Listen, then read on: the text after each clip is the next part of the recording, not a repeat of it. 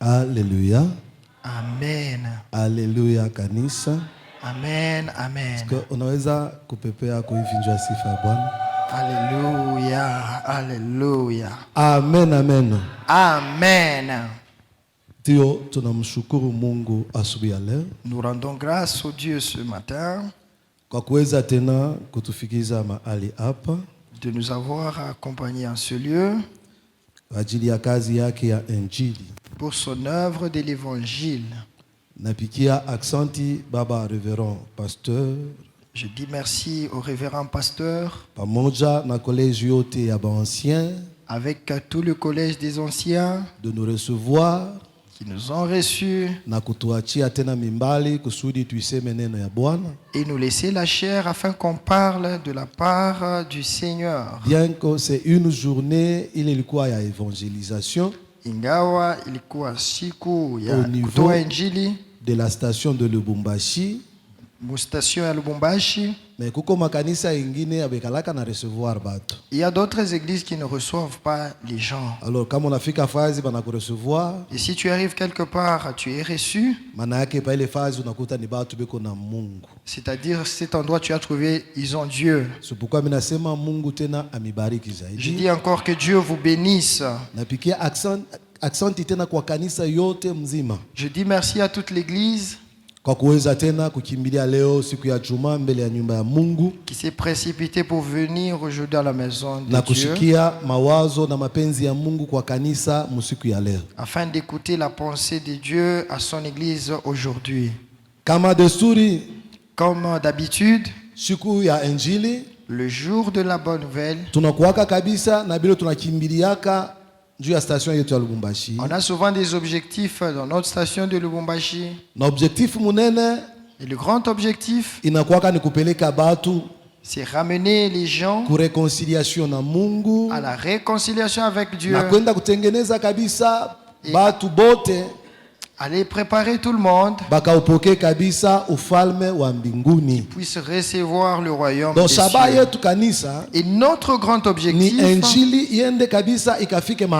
c'est que l'évangile arrive partout. Kusudi mtu hata mmoja asikose kabisa kule furaha mkubwa ya kwenda kurithi uzima wa milele. Afin que personne ne manque à cette grande joie d'hériter du royaume des cieux. Na njoo kwa maana tunaenda kabisa kuchukua theme yetu ya siku ya leo. C'est pourquoi nous avons choisi notre thème d'aujourd'hui. Inasema être un ambassadeur qui dit kuwa mbalozi qui pourra apporter la lumière ula naweza kuleta nuru dans un monde où règne le ténèbre. Mudunia mwenye kutawala na giza.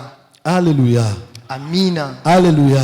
Amina. Asema uwe kama balozi. Que tu sois un ambassadeur. Ule anaweza kwenda kuleta nuru. Celui qui va apporter la lumière. Ndani ya dunia mule munatawala giza. Dans un monde plein de ténèbres. Alléluia. Amen. Tukangalia kabisa mzuri. Si on peut bien observer. Mkuishi kwa leo. Dans notre façon de vivre actuellement, partout où nous allons, partout où nous marchons, nous allons découvrir que le monde est déjà détruit et les ténèbres couvrent la terre. Et la force de l'église ne se fait pas ressentir comme telle. Alléluia. Amen. Sasa shebale Mungu aliita. Maintenant nous que Dieu a appelé. Shie kanisa kale Kristo alichagua. Nous l'église que Christ avait choisi. Hatutaweza tufunge mikono yetu na kuangalia ile maneno yanafanyika. Nous ne pouvons pas croiser les bras et regarder comme ça. Inabidi tucheze sasa role ile Mungu alituitia nayo. Il faut que nous jouons notre rôle pour lequel Dieu nous a appelés. Tukalete nuru mahali pote. Afin qu'on amène la lumière partout. Na giza ipote. Et que les ténèbres disparaissent. Alléluia. Amina. Les ténèbres sont même dans ta maison. Ils ont poursuivi même le travail.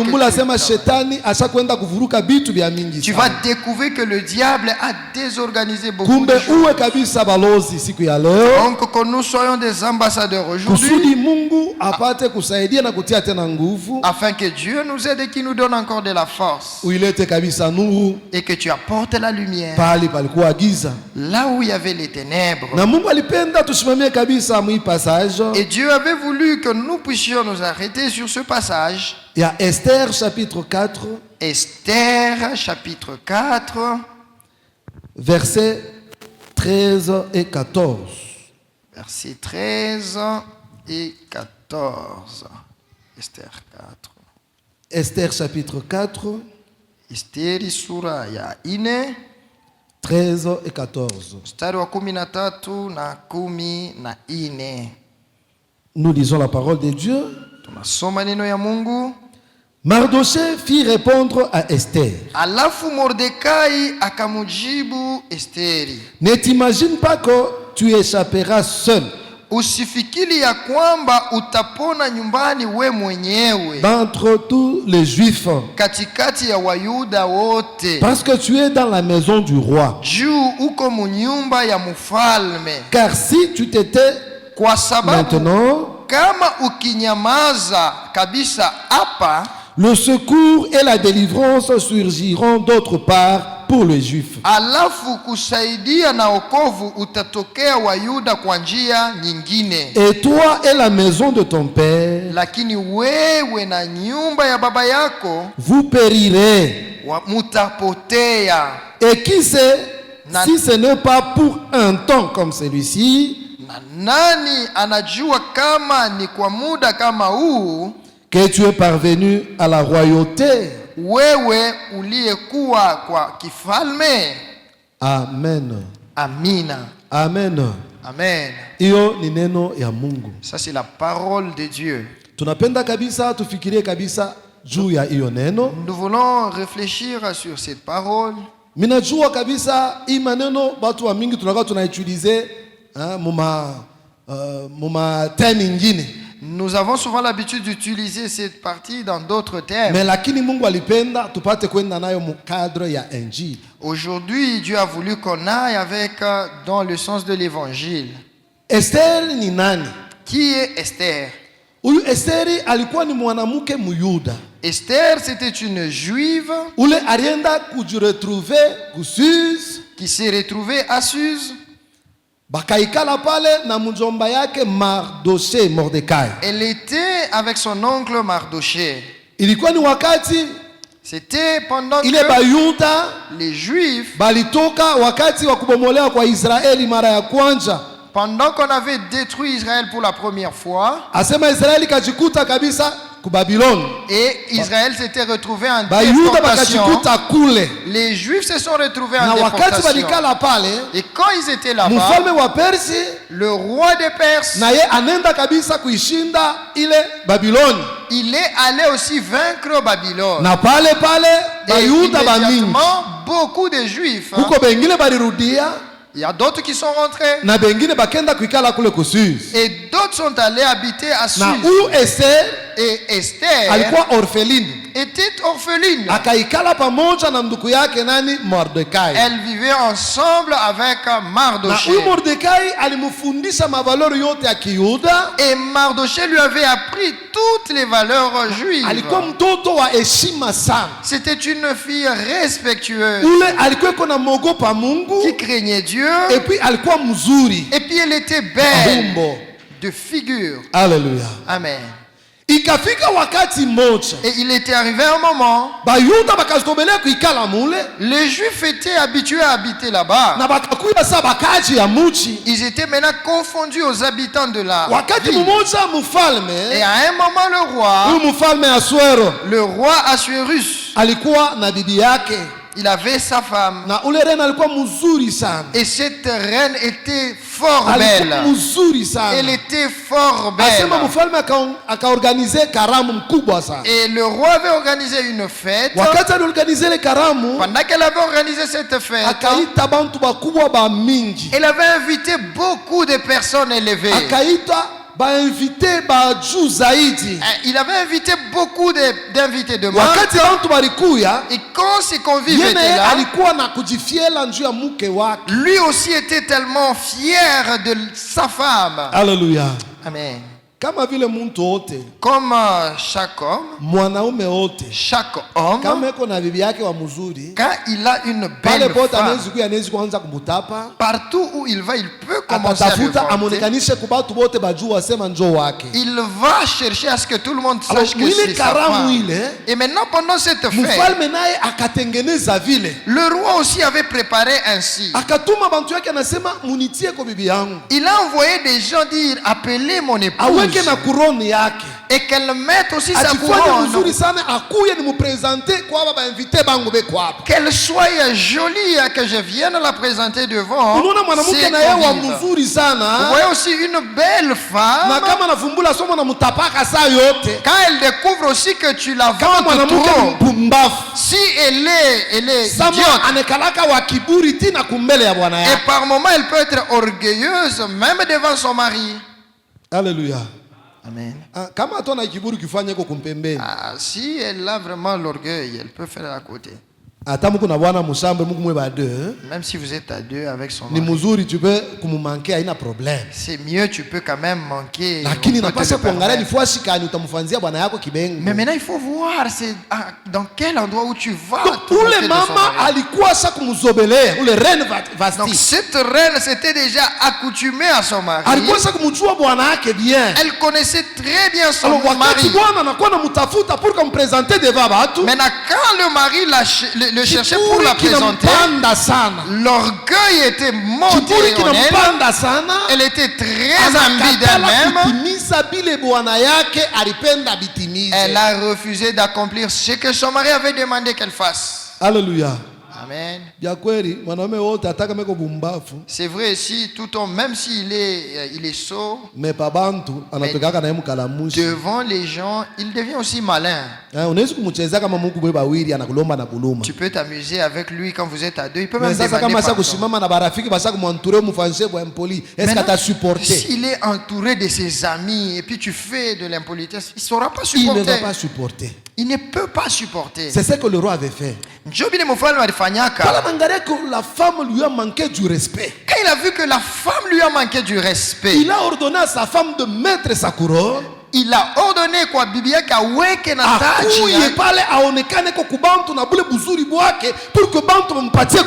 qu'elle se présente devant ses convives avec cette beauté pour qu'on respecte le roi.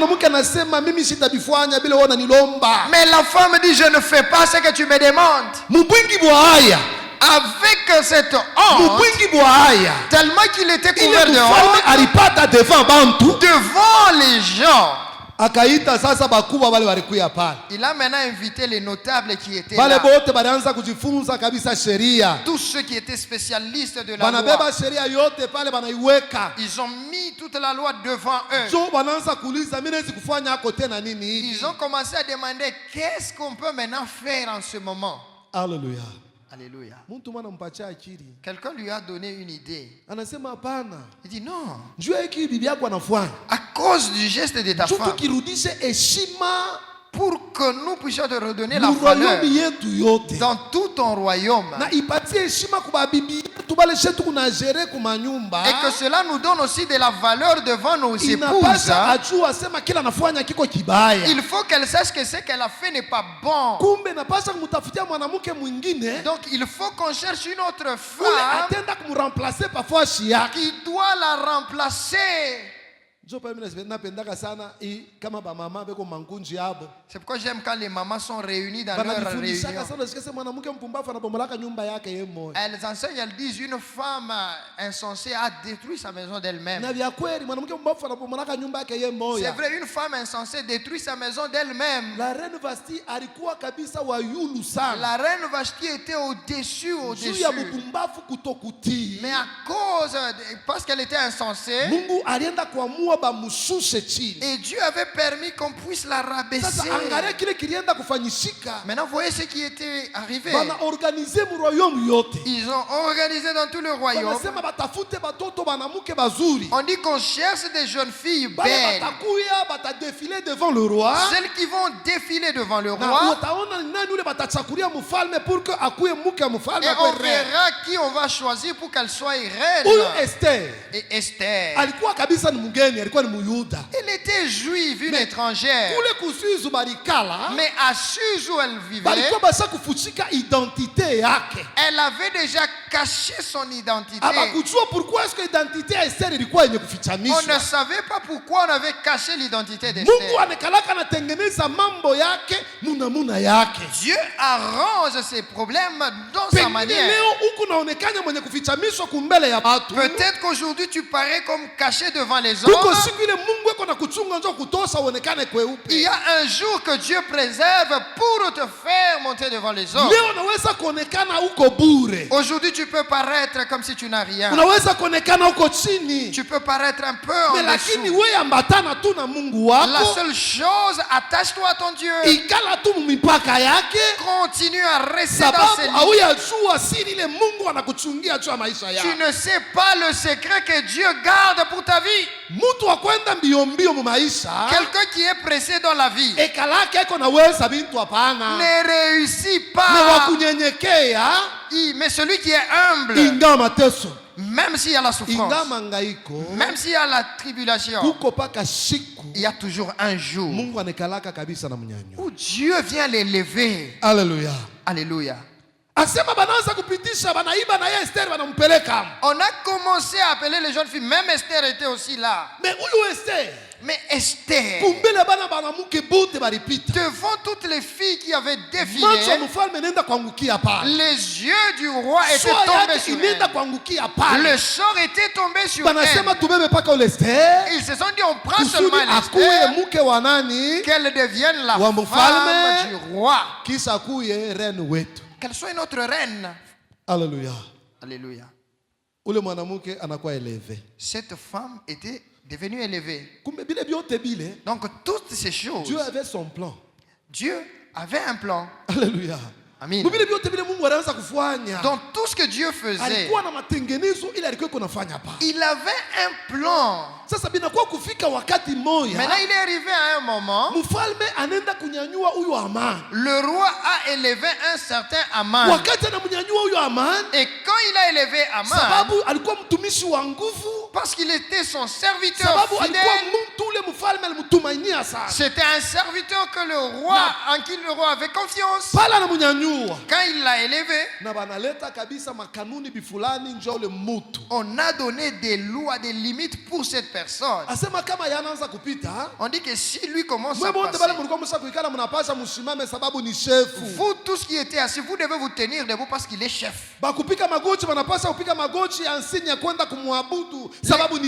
Les autres doivent même s'agenouiller parce qu'il est chef. Et toutes les prescriptions qu'on donnait ne corroboraient pas avec la loi juive. Homme de Dieu, laisse-moi te dire ceci. C'est vrai qu'il y a la dureté de la vie. Cela peut t'amener à n'importe où tu peux te retrouver. Il y a d'autres personnes qui sont entrées à certains endroits là où on ne respecte pas la loi de Dieu. Là où on ne respecte pas les saintes écritures.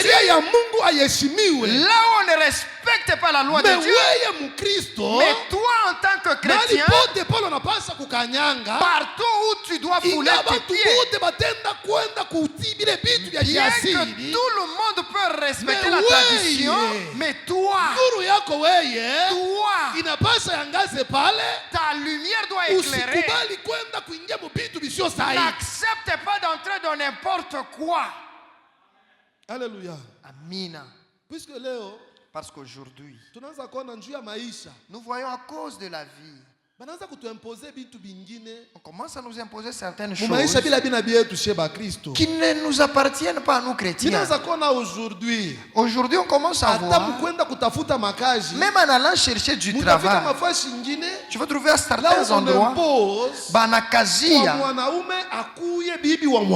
qu'un homme soit mari ou époux d'un autre homme.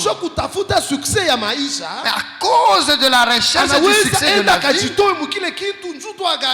quelqu'un peut accepter pareille chose pour gagner la vie. Laisse-moi te dire ceci, enfant de Dieu. Mieux vaut perdre les choses de la terre, mais que tu ailles hériter de la vie éternelle. Mardoché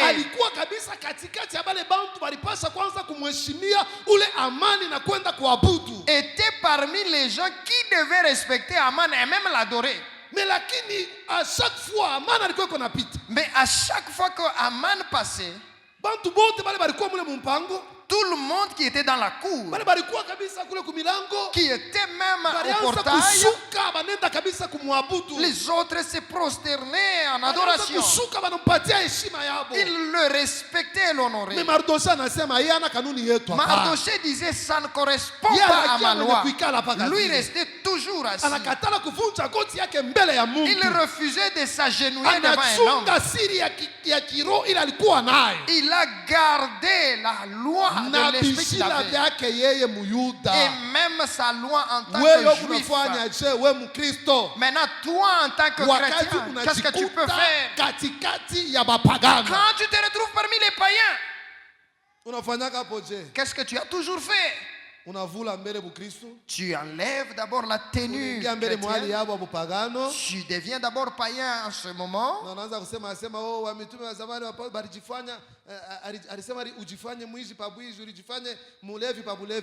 Et puis on a dit non, devant les voleurs, fais-toi d'abord comme voleur et tout ça. Qui a dit ça? Non. Alléluia. Mardoché a refusé. Donc tout ce qui se passait, les autres qui observaient, ils ont dit non. Pourquoi nous? Nous respectons cette loi. Mais Ouïmountou ne respecte pas. Et d'ailleurs, mais aussi, il est juif. C'est un juif d'ailleurs. Ils vont dire à Aman ceci. Il y a un peuple qui ont refusé de respecter la loi que le roi a donnée. Quand toi tu passes, eux ne se tiennent pas debout. Eux ne s'agenouillent pas, ils ne t'honorent pas. Quand il a entendu cela, vous voyez que l'homme aime beaucoup la gloire. Alléluia. Amen. L'homme aime tellement la gloire. C'est bien. Mais cette gloire, cherche-la ensemble avec Dieu. Si tu cherches la gloire qui viendra des hommes et même de ce monde, un jour elle amène les gens jusqu'à la mort et à la perdition. Mais si Dieu veut t'élever, sa gloire demeure. Alléluia. Amina. Quand Aman a écouté comme ça, il a dit c'est bien. Donc cet homme, il verra.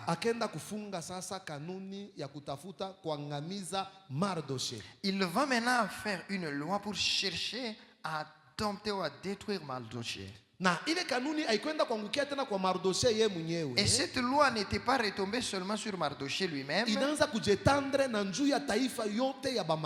Elle s'était maintenant étendue même à la tribu de Mardochée. Écoutez, il y a certains complots montés par le diable. Il se peut que vous pouvez avoir un problème seul à seul avec lui. Mais il dit pour mieux t'avoir.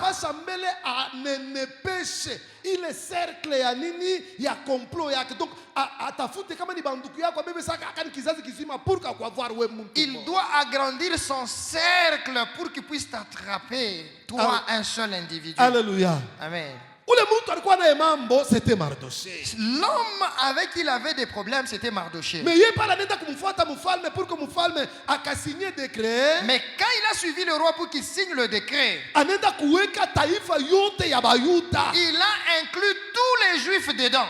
Il dit qu'il y a un peuple qui a refusé de t'écouter, toi le roi. Et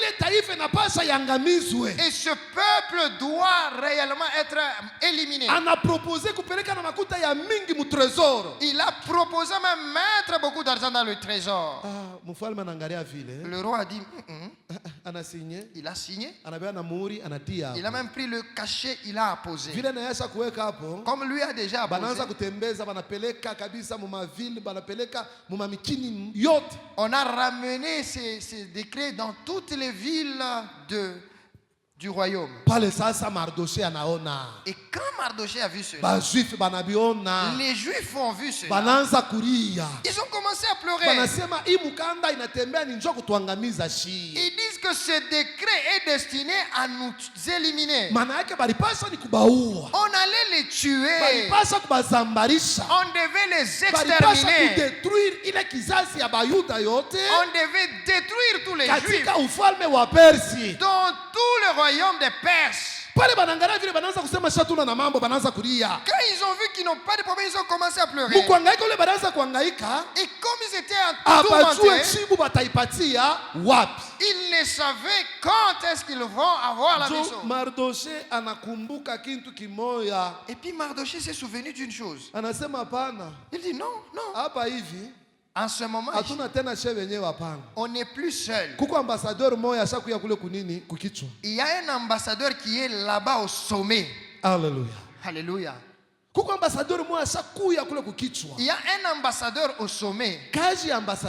Le travail de l'ambassadeur, c'est d'aller représenter peut-être le roi, soit le pays. Et il va parler au nom de la nation qu'il représente. C'est ça le travail de l'ambassadeur. On a nos ambassadeurs en Zambie, en Chine. Quand il est là-bas, il parle au nom de la RDC. Et qu'on a sema mujina ya Congo. Et il parle au nom de notre président Félix. Il est le défenseur. Mais quand il est arrivé là-bas, anakuwa mutetezi.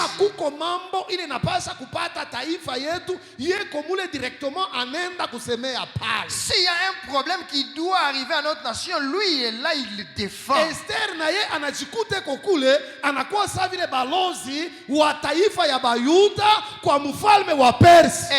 s'est retrouvée là-bas comme ambassadrice des Juifs au royaume des Perses. Si aujourd'hui tu te retrouves dans la maison de Dieu, si aujourd'hui tu te retrouves chrétien, ce n'est pas un hasard. Toi tu es ambassadeur. Tu dois plaider du royaume de Christ, de l'amener dans tout le monde entier, afin que les gens tourmentés dans les ténèbres, le diable l'a mis, qu'ils voient la lumière. Mardochée s'est dit, moi je vais aller jusqu'à la porte du roi. Parce que là-bas, il y a une personne qui représente notre Kabila. Alléluia. Alléluia. Et c'était Esther. Il quoi Esther? Il est arrivé là-bas. La Bible me dit, la Bible nous dit qu'il a porté des sacs. Il a porté cela. C'était le signe de quelqu'un qui était en train de pleurer, qui était en train de souffrir. Quand on l'a trouvé en train de pleurer, il était par terre. On a dit à Esther, par attaque, je viens de voir ton oncle là-bas. Voilà comment il est. Esther a envoyé, il va lui poser la question. Il y a quoi comme problème? Mardoché lui a expliqué. Il dit, là, sache que il y a un décret. Le décret est déjà partout. Qui cherche à exterminer notre descendance. Il a donné les documents. Va lui donner. Quand cet ouvrier est arrivé auprès de la reine Esther,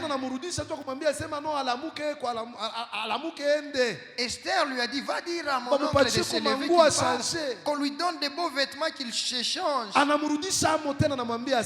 Il le renvoie et lui dit, va dire ceci à Esther. Si elle pense que parce qu'elle est dans le palais royal, elle sera épargnée de cette situation, elle se trompe. Alléluia. Amen. Alléluia. Amen.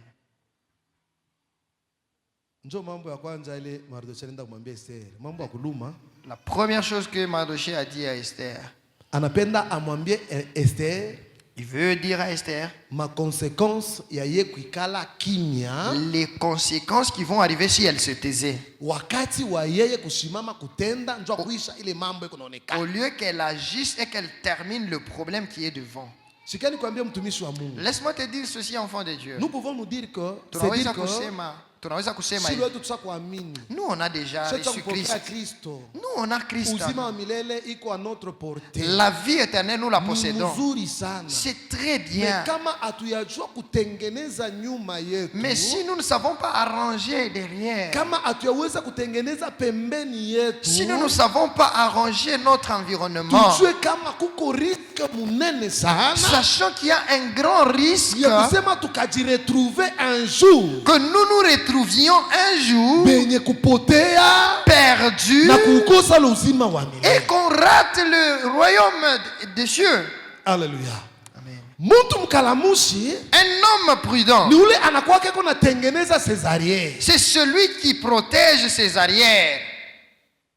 Je ne sais pas si tu as bien compris. Mardoché dit ceci à Esther. Il y a des conséquences. Si toi tu prends la résolution de te taire sans faire quelque chose devant cette situation, ne pense pas que tu seras épargné.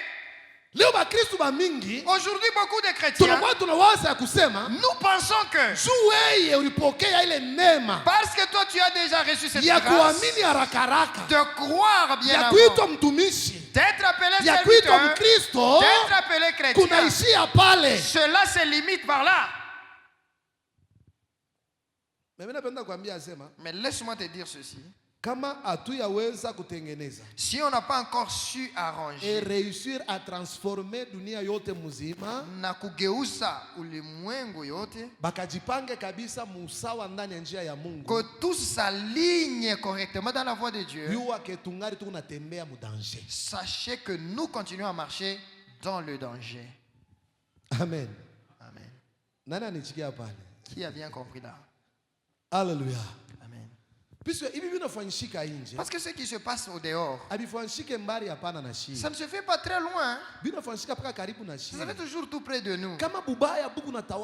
Si le mal règne au dehors, il est tout proche de nous. Peut-être même dans nos maisons.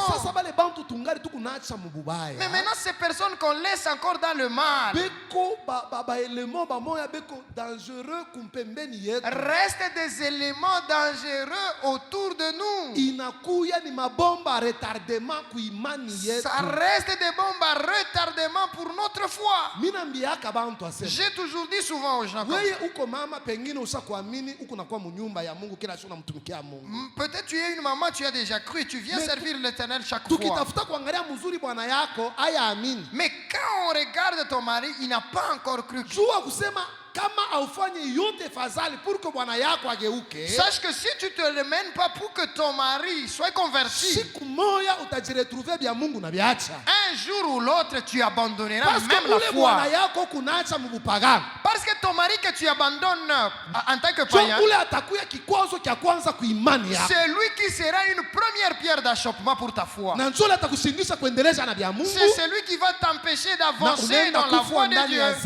Et tu vas mourir dans le péché. Ule mtoto yuko munyumba yako. Ton enfant qui est dans ta maison Ule là, aliyaweza kumupeleka kunuru. et tu n'as pas encore su l'amener à la lumière. Aliyaweza kumupeleka kuzima wa Tu milele. n'as pas encore su l'amener à la vie éternelle. Kumupeleka kumaneno ya ufalme wa mbingu. L'amener à l'œuvre Jo de la vie atakuya éternelle. chanzo cha kwanza C'est cela là la ya première kukutosha cause mu bya Mungu qui va na t'enlever dans la unakufa ndani ya foi zambi. et t'amener à mourir dans Kuko le leo péché. bantu ba mingi Il y a beaucoup de personnes aujourd'hui baliamini Mungu tokea qui zamani. avaient cru dans le passé, Balifanya vitu vikubwa ndani ya qui imani. ont fait beaucoup de choses Mais dans à la cause foi. seulement ya bale balikuwa pembeni yabo. À cause de ceux qui étaient à côté d'eux, Banajiretrouver wanapoteza ils imani. se sont retrouvés, ils ont Na perdu la banakufa vifo foi. vya haya. Et ils sont morts d'une Juu ya manière honteuse. nini? Pourquoi?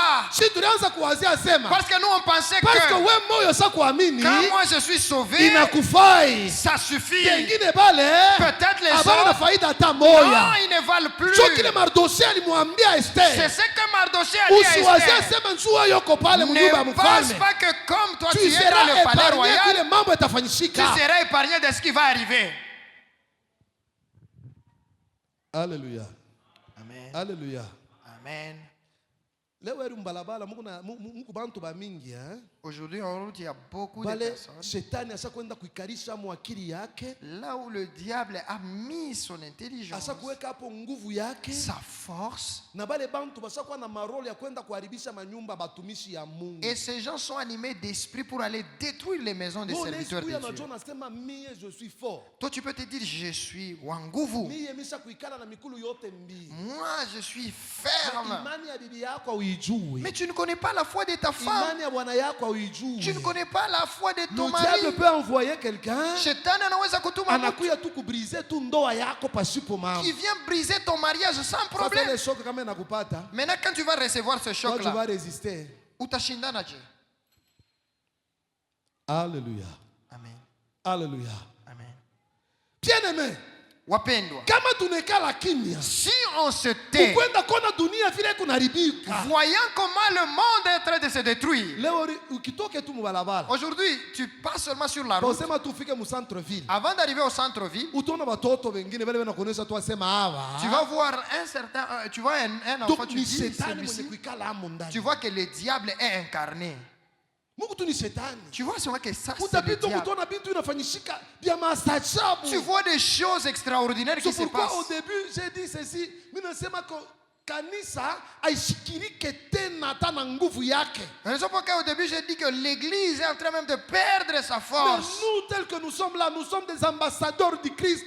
Lakini sisi vituko tuko wabalozi wa Kristo. Tuko nafanya nini njo kwenda kupeleka neno na jina yake Kristo kubale batu kusudi bapate kuokoka? Qu'est-ce que nous faisons au lieu d'aller amener à ces gens Christ qu'ils soient sauvés? Wewe unatoka ku bien préparé. Toi tu es bien Muimani préparé. yako kutu bien. Dans ta foi ça marche. Unatoka mnyumba ya Mungu na roho sa kujaza Tu bien. viens rempli dans la Pale maison de Dieu. kunarudia kunyumba nakuta Mais bwana sasa kuikala pa mlango. quand tu rentres chez toi, tu trouves ton mari bien assis chez lui. Unatokea wapi?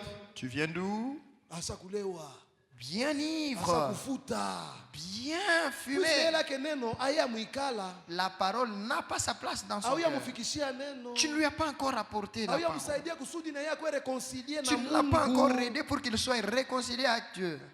Oh, mimi natokea maombi ile maombi ya mimi nitakulia mimi Je maombi. viens de la prière. Moi, je vais manger ta prière là. Anakwanza mukupu. Il commence à te tabasser. Anapika, anapika, Il te anapika. tabasse. casse, tu es blessé.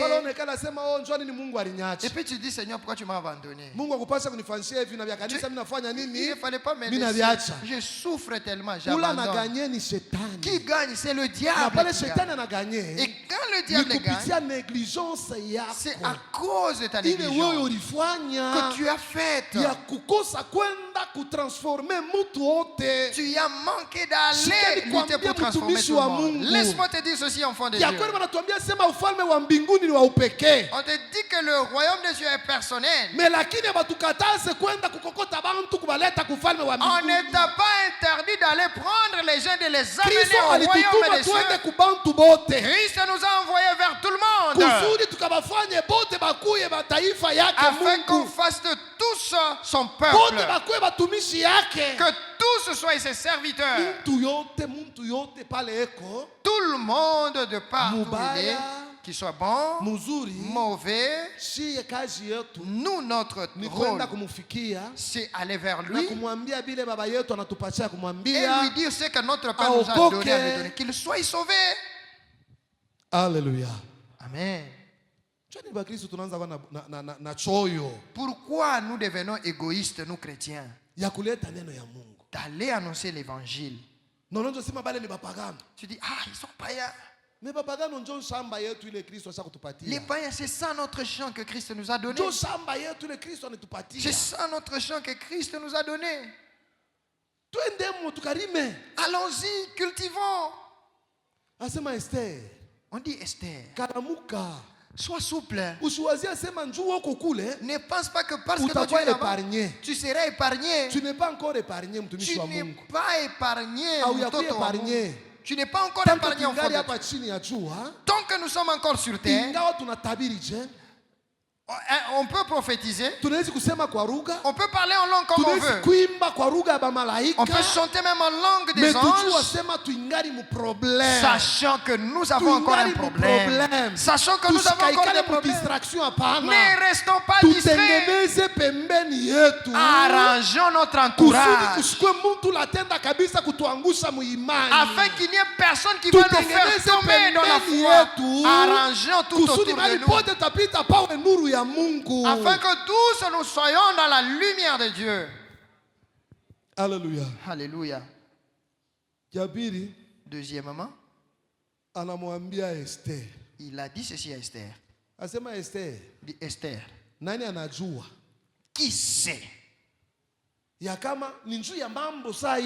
Peut-être que c'est pour une situation comme celle-ci que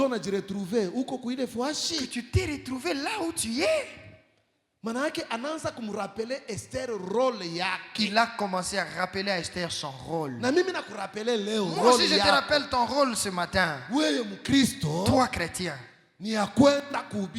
c'est d'aller annoncer l'évangile. Dieu peut t'avoir déjà béni dans ta vie. Tu as la connaissance de la parole. Tu connais Dieu. Tu sers Dieu. Et pendant que Dieu t'accorde cette grâce, ne prends pas cette grâce et tu la mets dans ta poche. Ne fais pas comme cet ouvrier de Matthieu. Matthieu chapitre 25, de Matthieu 25. Il dit qu'il y avait un chef d'une entreprise qui voulait aller en repos, qui prend des talons, il commence à donner à ses ouvriers. Il prend celui-ci, il donne 3. À l'autre, il donne 2. À l'autre, il donne 1. Il dit, faites-le fructifier. Et quand je viendrai, chacun va me montrer comment il a travaillé. Homme de Dieu, Dieu viendra nous demander des comptes de ce qu'il nous a donné. Il va nous demander de rendre compte pour le travail qu'il nous a donné. Est-ce que nous avons bien servi ou pas? Est-ce que nous avons bien utilisé ou pas?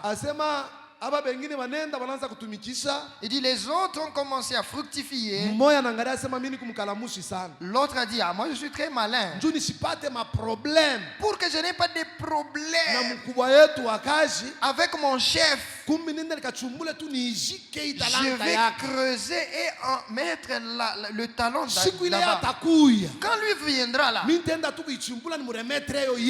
vais seulement creuser encore et lui donner son talent qu'il m'avait donné.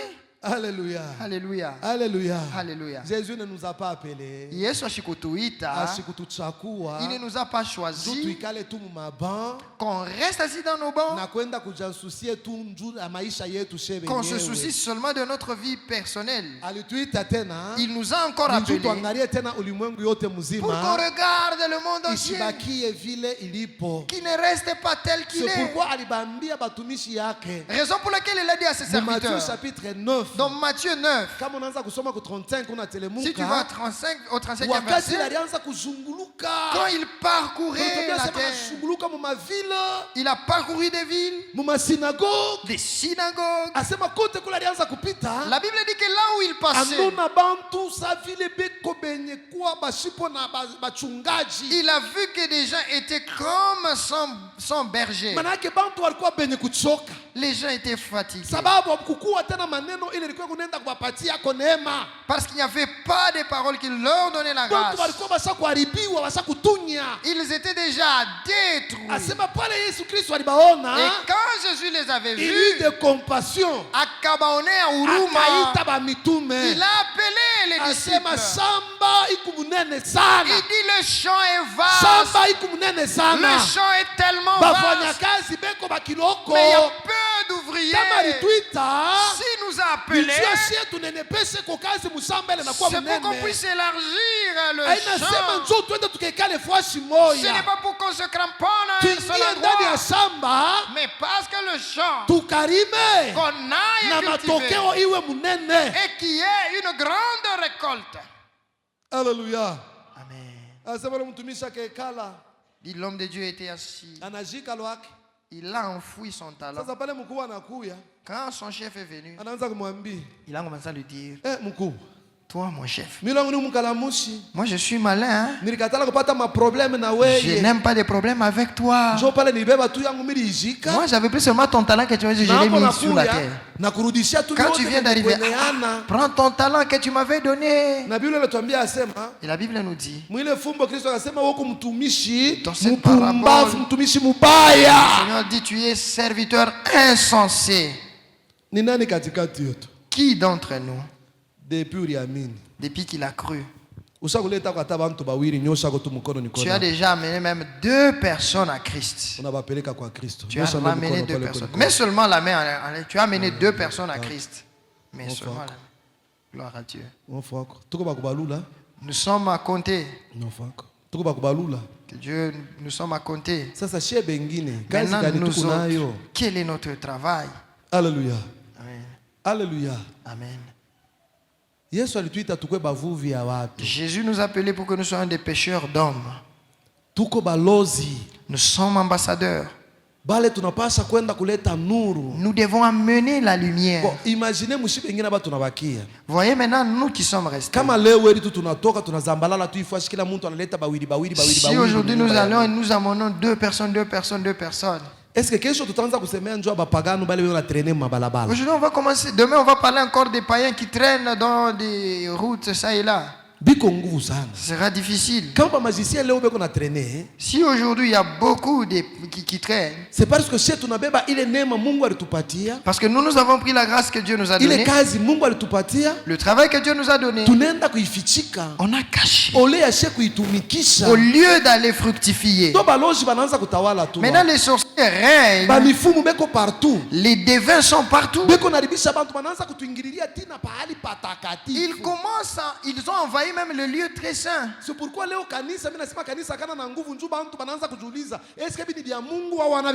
raison pour laquelle je disais l'église a perdu sa valeur. Les gens se posent la question, il y a Dieu dedans ou pas? Parce que même dans l'église il y a maintenant la magie. Quand est-ce que Jésus devient contrefacteur? qu'on mette de l'argent, qu'il y ait beaucoup d'argent dans un panier de fleurs. Et les gens acclament. Les gens sont perdus. Mais toi tu as la parole qui apporte la vie. Pourquoi tu la gardes? Un jour Dieu va te demander des comptes. Il va te juger à cause de cela. Mardoché a rappelé à Esther. Qui sait? Peut-être que c'est pour des moments comme ça que tu t'es retrouvé là-bas. Si toi tu es ici, c'est pour ces moments comme ça que nous puissions tous nous lever et que nous puissions nous étendre, enlever ceux qui sont dans les ténèbres, qu'on les amène à la lumière. Alléluia. Amen. Alléluia. Amen. C'est pour ça. Peut-être que tu n'as pas la force d'aller évangéliser. Mais quand Dieu t'a élevé, il t'a béni matériellement, financièrement. Il t'a donné des choses, des richesses. C'est pour que tu soutiennes que cette œuvre aille toujours de l'avant. Chacun a sa part dans l'évangile. Même quand Jésus continuait son œuvre d'évangéliser, quand il était en train d'aller, il y avait des gens qui les soutenaient. Il y avait des gens qui les soutenaient pour que l'œuvre avance toujours. Tushikamishe makanisa yetu. Soutenons les évangélistes. Tushikamishe watoaji wa injili. Allons soutenir ceux qui ont la force d'aller annoncer. Parce que là où ils vont, quand ils ramènent une âme à Christ, et toi qui l'avais accompagné dans sa marche, il a bu de l'eau. Toi aussi tu as ta part de la bénédiction. C'est pourquoi Dieu t'a fait grâce. C'est pourquoi Dieu t'a élevé jusque là où tu es aujourd'hui. Ne te tais pas. Nous sommes dans un temps difficile. C'est vrai, je vous le dis. Le temps est mauvais. Le mal règne. Le mal règne. Si la parole de Dieu n'est pas prêchée, si la parole du salut n'est pas prêchée, sachant que toutes choses continuent à se détruire. Et demain après demain, il n'y aura pas de famille de saints. Parce que le diable va prendre le contrôle de toutes choses. Alléluia. Amen. Alléluia. Amen. Pendant qu'Esther avait entendu ces choses, cela avait touché son cœur. Esther a dit, ça c'est vrai. Voyez, dans ce moment-là, on voulait les tuer. Quand on a commencé à les menacer, on cherchait à les tuer. C'est à ce moment où Dieu a élevé quelqu'un. Dieu t'a élevé pour ta famille. Dieu a élevé pour tout le monde. Dieu t'a élevé pour cette église. Ne cherche pas à te contenter de toi-même. Alléluia. Amen. Alléluia. Amen. Toute bénédiction, quand Dieu planifie, il sait pourquoi il te la donne. Même quand Dieu te donne l'argent aujourd'hui, quand il te donne, il sait que tu vas aider d'autres personnes. L'autre, je lui donne pour qu'il serve à mon œuvre. Tu n'as jamais vu, tu arrives dans un bus, même dans un taxi, tu vois une maman qui donne l'argent, elle paie. on lui dit, c'est déchiqueté, ce billet. Elle te dit, papa, c'est tout ce que j'ai. Maintenant, avec nos receveurs, peut-être ils commencent même à insulter une maman. Et là où toi tu es assis, tu te dis, ton cœur n'est pas tranquille. Tu dis, je prends seulement les 1000 francs. Mais quand tu traînes, tu vois quelqu'un d'autre, prends avec empressement les 1000 francs et toi tu restes avec tes 1000 francs en poche. Mardoché dit ceci à Esther. Si toi tu te tais, sache que le salut d'Israël proviendra même d'autres parts. Mais toi et ta maison, vous périrez. Dieu a des surprises. Si tu ne reconnais pas que la bénédiction que j'ai aujourd'hui,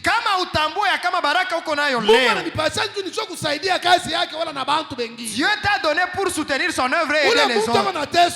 La personne qui souffre là, et toi tu refuses. Si tu refuses, Dieu va susciter une autre personne qui va l'aider. Maintenant toi, pour n'avoir pas obéi à Dieu, et tu n'as pas servi à Dieu avec ce que tu avais, utapata mambo na Mungu. Alléluia.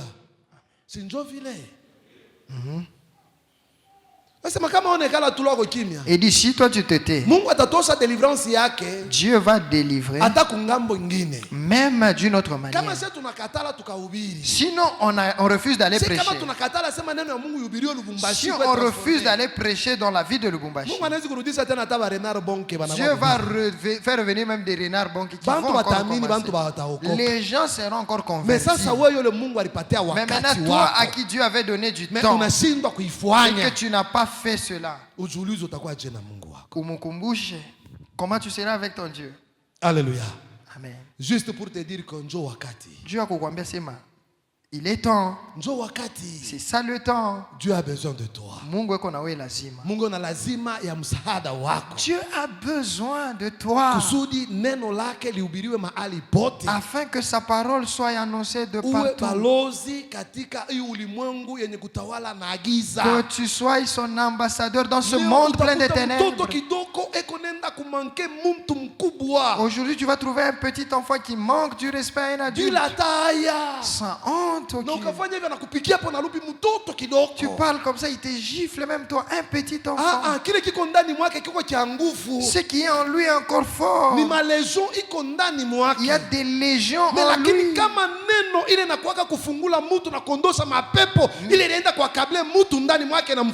Mais si la parole qui libère les esprits lui arrive, tu verras que cet enfant sera très poli. Nous tous, nous sommes des exemples. Tout comme Ifano. Regardons ce qu'on était hier. Est-ce que nous sommes aujourd'hui? Tu vas découvrir que c'est grâce à la parole du salut. C'est à cause de la parole de Dieu qui m'a libéré. Tu étais compliqué. Tu étais terrible. Mais quand la parole était arrivée, elle t'a transformé.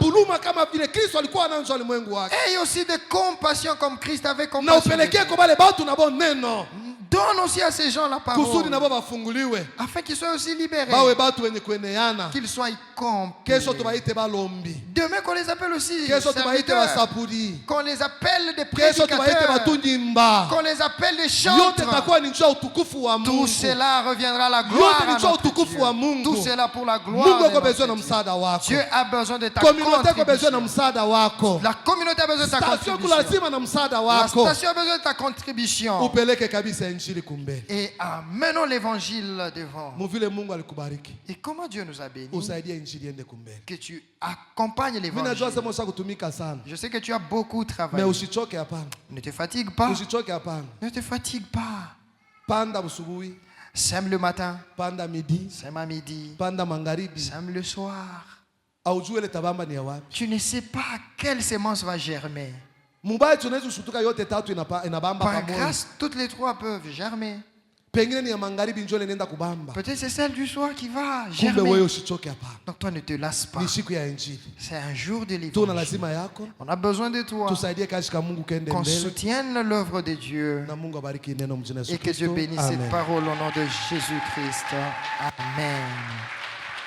Neno litasimama, neno litasimama, mambo yote yatapita, lakini neno litasimama, neno litasimama, neno litasimama, mambo yote yatapita, lakini neno litasimama. Vitabu vingi sana vimeandikwa kwa hekima yake mwanadamu, vikitupotosha waziwazi vile twaweza kuishi vema duniani. Ila yabidi tuelewe kwamba pale mwanzo kulikuwa neno, naye neno alikuwa